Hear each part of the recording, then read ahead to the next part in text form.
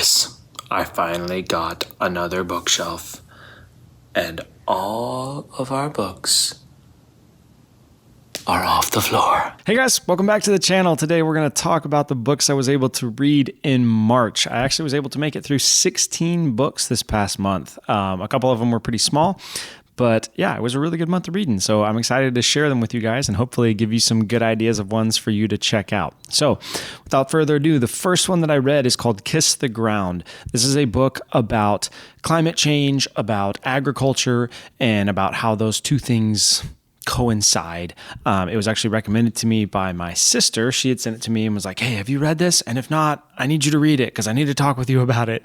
And so I read that really interesting book. One of the most intriguing things for me from it was this idea that he talks about how global warming is, we kind of miss the whole point of the issue with global warming, and how really the actual thing that we need to be concerned about is as carbon is built up in the atmosphere, the Earth is always trying to neutralize everything, right? And so it's trying to take the carbon out of the atmosphere. And when it does that, it stores it in the oceans. The problem with that is that in the oceans, as they become more toxic because of that, then the phytoplankton in the ocean start to die off because they can't survive in that kind of environment. But the phytoplankton in the ocean are where like 50% of the oxygen that we breathe comes from. And so one of the things that he says is like, regardless of whether more carbon in the atmosphere is good or bad, or if it's, any of this stuff, the fact of the matter is that none of that matters if we can't breathe anymore because we don't have enough oxygen. And if we kill off all the phytoplankton in the ocean, then we're not going to have enough oxygen, and who cares if the weather is warmed up a little bit at that point. But yeah, overall, I liked this book. And one of my favorite quotes from it actually was, he was quoting a guy who studied old civilizations. His name was Arnold Toynbee. Sure. But he postulated that it was not lack of control over the environment that typically leads to the self-destruction of a civilization, but rather a, quote, blinding commitment by the ruling class to outmoded models of problem solving. In other words, cognitive stagnation. And I found that fascinating, his little kind of side story about how so many of these previous civilizations end up collapsing because they're holding on to old ideas when the evidence doesn't support them or the reality doesn't support them anymore, and they're holding on to old ways of solving a problem. So, interesting book. If you're interested in that topic, I would definitely recommend it. The next one that I read was called The Book of Books. I found this randomly at the library, and it was based on a PBS special, I guess, about the most beloved books in America. And so it was 100 of the most well-loved novels, and it's just a single page little info about them, just kind of some fun facts about the stories and stuff you might not know about the authors or about the book or whatever. And so I picked that one up and really had a fun time just kind of browsing through it and seeing just this massively wide range of what are people's favorite novels, everything from Count of Monte Cristo to 50 Shades of Grey to Harry Potter to The Grapes of Wrath, just kind of everywhere across the whole board. So that was a really interesting one, and I enjoyed reading that. Next up, we had Never Split the Difference. This one, this one was good. I had seen Chris Voss's masterclass or ads for his masterclass at one point, and my sister had actually watched his class, and she and her husband really liked it. And so they're like, oh, you got to check this one out. So I got this book. This is an excellent resource for learning how to negotiate. And I love what Chris talks about, where so many of us are like, oh, like that doesn't apply to me because, I'm not a negotiator or whatever. And the reality is that you're negotiating all the time. Anytime you're interacting with anybody, you're trying to convince one way or the other for them to do something. And so this is a book that is infinitely applicable to everyone's life. And there was just immediately a couple things from it that I took out, starting to use and starting to implement in my own life. And just, it's really fun to have something like that where you can immediately see results, because this is always talking about just having interactions. And so you can do this with anyone. Yeah. So I like this one. I would highly recommend this one if you are looking for a book to up your communication skills, as well as just a really interesting read. This guy was the lead negotiator for the FBI, like the lead international negotiator for the FBI. So his stories are really cool too. And it's just a fun read throughout that. So next up, and I'm going to combine a bunch of these together because I'm reading out of the omnibus, but I got the Complete Tales of Earthsea, and I got this on a recommendation from Daniel Green, actually, and he put out a video recently about the first book of this series called A Wizard of Earthsea.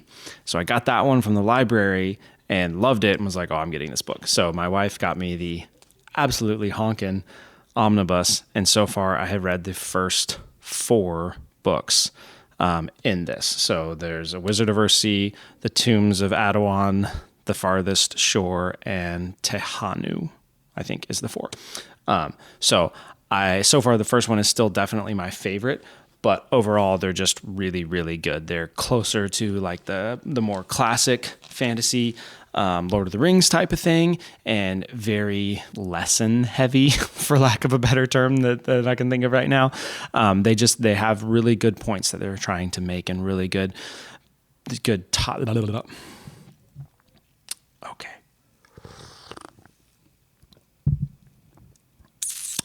Yeah, they have really good lessons that they're trying to teach, and they have just good conversations throughout it between the characters, and really is an opportunity to bring up some questions and ponder on some questions that are really just deep thinking things. And I love stories that do that make you question stuff differently than what you've thought of it before. So really enjoying that one. If you haven't read those, I would definitely recommend those. Next up, oh boy, did we have The Body Code. The Body Code is Dr. Bradley Nelson's second book. His first one came out a couple years ago called The Emotion Code, and I read that book and it radically changed my life. And then I read this book and it even more radically changed my life. And I don't even really know how to talk about it or review it, because it just kind of, it's one of those books that, like, how do you tell people that this could literally change the entire world if people read this book and got it, without sounding like a crazy person? And you just kind of can't. You just sound like a crazy person. So yeah, Unlocking Your Body's Ability to Heal Itself. This is a book about energy healing and about the energy of the body, and finding misalignments and disruptions in the energy of the body and being able to release those so that your body's natural ability to heal itself can function properly. So unbelievably good book. If it weirds you out at all, it's probably not the book for you. If you are interested in it at all, you should absolutely go get it today and read it, because it is so good. They have a certification for the Emotion Code and the Body Code, and I would love to get certified in this stuff. It is absolutely fascinating to me. And my wife has also been reading the Emotion Code now that I've been reading this one, and she is loving it as well. It's really, really, really great stuff. So yeah, definitely recommend that one. Side note, coffee for the afternoon. Kim was like, hey, do you want coffee? I was like, yeah. What kind? And I was like, super caffeinated. So she's like, oh, here you go. Because normally I just drink black coffee. She's like, I'll make you a chai tea coffee, a dirty chai tea, dirty latte. I don't know what it's called. A dirty chai tea latte, something like that. Because there's caffeine on top of caffeine. So cheers. Next up, we had Churchill's Ministry of Ungentlemanly Warfare. I did a full dedicated video to this because this book was ballin' good. It is about the secret group of men in World War II who were doing saboteur warfare, and they were not acknowledged much during the war, and after the war they were completely shunned and disavowed, and hey, none of that ever happened because we don't want anyone to know that we were playing dirty, and that's how we won the war. And this story is absolutely fascinating. It is so good. One of my favorite parts from this book was they were talking about this incident where there was a ship in a port that they knew the Axis forces were using, but it was in a neutral port, and so they couldn't do anything with it. Like, they couldn't attack it or arrest the people on there or everything. And so a bunch of these guys just go like, oh, that's no problem, and they go to the place. They work with the inhabitants locally from the island, and they get them to get most of the officers on the ship to go into the bar at night and get them drunk. And then they come in with tugboats, come into the harbor, hook up the boat, take it out to the open ocean. And then once they get it out into international waters where it's no longer protected, the destroyer from England just happens to come along cruising by and is like, hey, isn't that the whatever the boat's name was? I don't remember. It's like, isn't that boat? Like, we should go see. It's just floating around randomly out here. And then they go on and they're like, oh, look at that. There's some contraband on here. And they literally go and capture this whole boat just because the guys were like, oh, that's no problem. Like, don't even worry about it. If like we can't get to it there, so we'll just go. Wow. Noob. Like, we'll just go and get it and then bring it out here where we can get to it. So yeah, good times. This one, oh man, so good. Also, I did not knock my coffee over with the whole mic smacking thing. So if you're still watching, hit a like on the video and subscribe because that was impressive because this was right here. Okay, this video is getting long. We're gonna have to go fast. All right, next up, short book, Appeal to Heaven, Dutch Sheets. This was, you've probably seen it. It's actually down right now, but I have this flag, an Appeal to Heaven flag. This was a story about that flag and about its resurgence recently from this guy, Dutch Sheets, who is a teacher and author and conference speaker, and he shares on the Give Him 15 podcast, which is just like a prayer and current news type thing. So really cool, quick story about that flag and about how it came back into circulation because of him and about the power of corporate prayer in the sense of a whole country and everyone in the country coming together and fighting for our country in the spiritual realm. So really interesting one there. Next up, we had another one from the library, which was The Age of AI. And this was actually written by 3 different guys. And it was kind of their take on how do we go into this age that we're moving into with AI being such a prominent force in the world.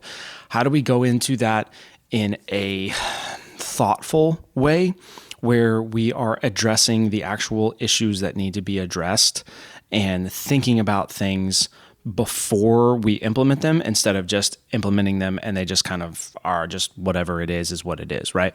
So they look at how tech in general, but AI tech specifically, has come into our lives in such a way that is there's not been any plan and there's not been any actual like thought put into, okay, well, what does this mean? What is the implications of this sociologically and psychologically and militarily and economically and on all these things? Like we haven't really considered the cost of these things.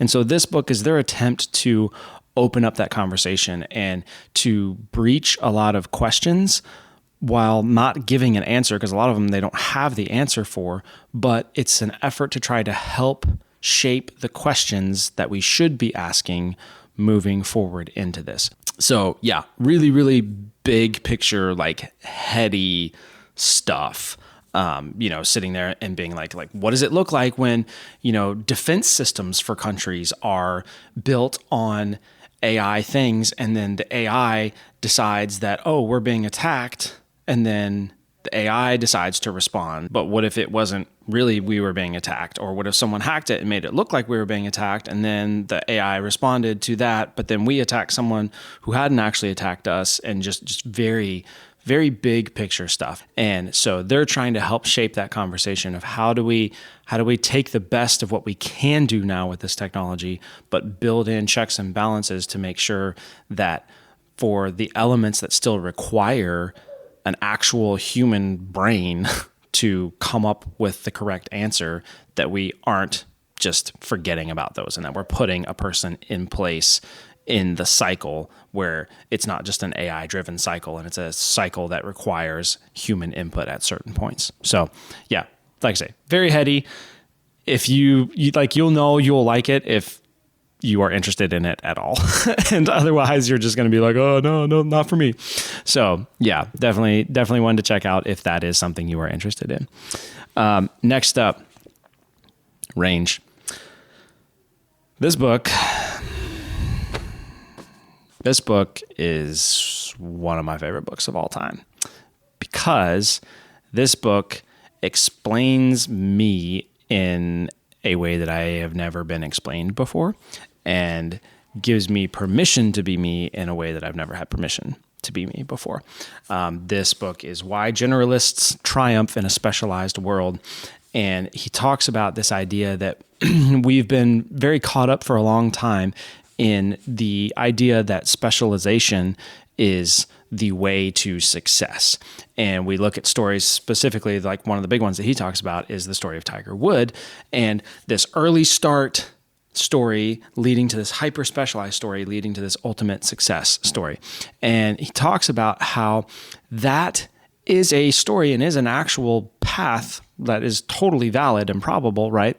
But that it's limited to what they call kind learning environments. And so he defines kind and wicked learning environments.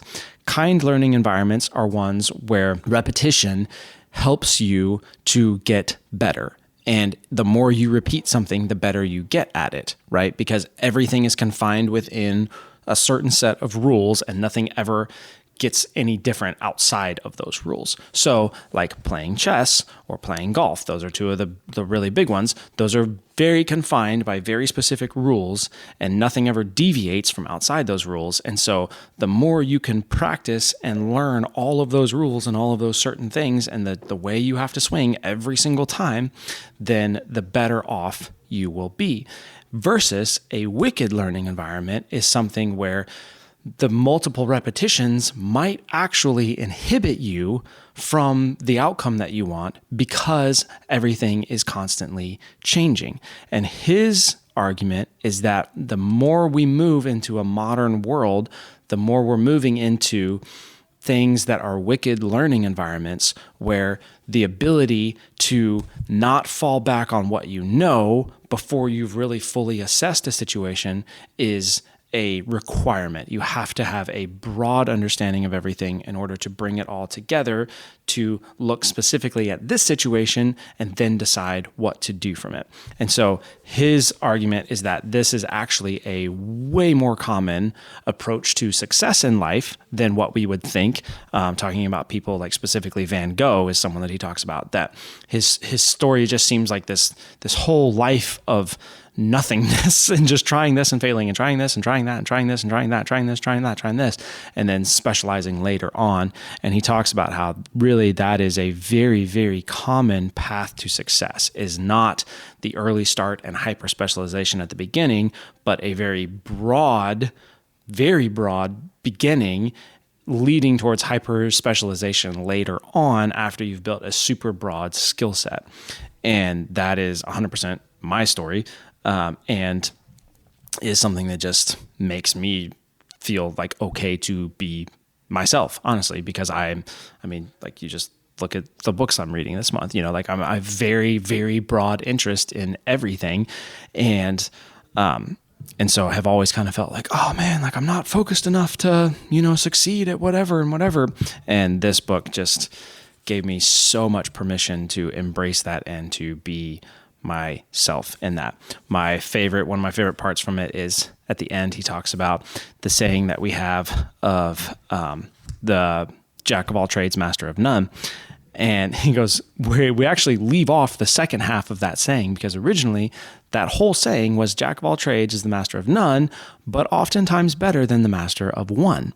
And it was a saying that originated in reference to a guy back in the day who was a playwright, but who had also been an actor and a backstage person and had built sets and had done all the stuff in the theater.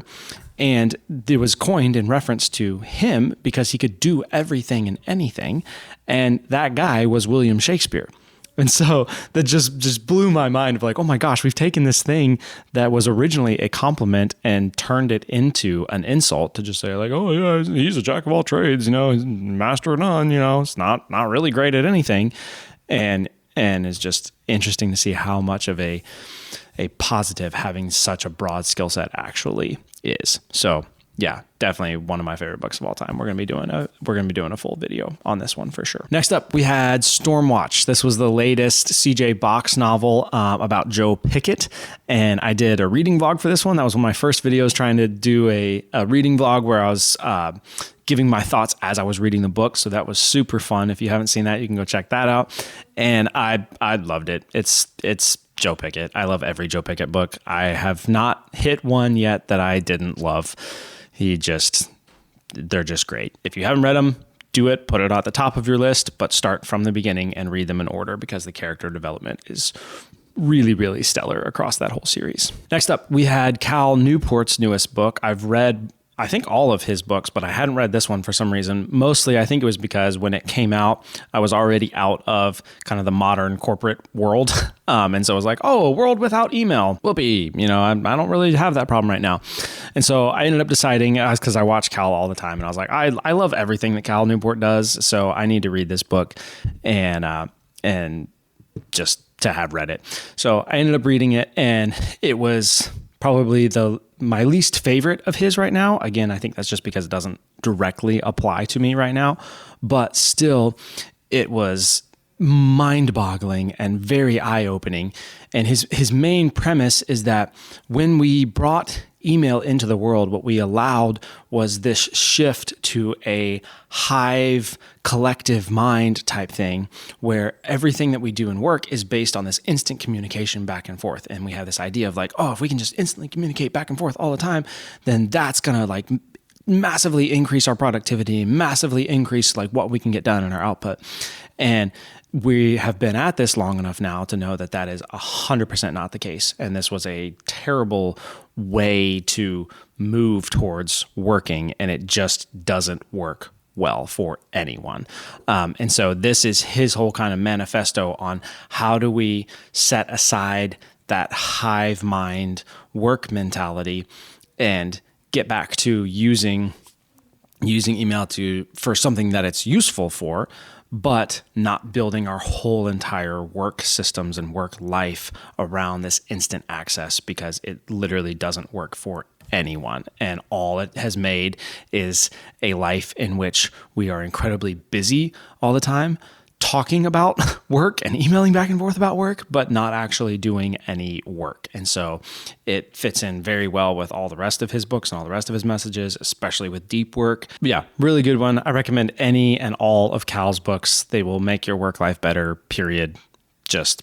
They just will. So definitely check that one out. And if you haven't read Deep Work, get that one first. That's one of my favorite books of all time.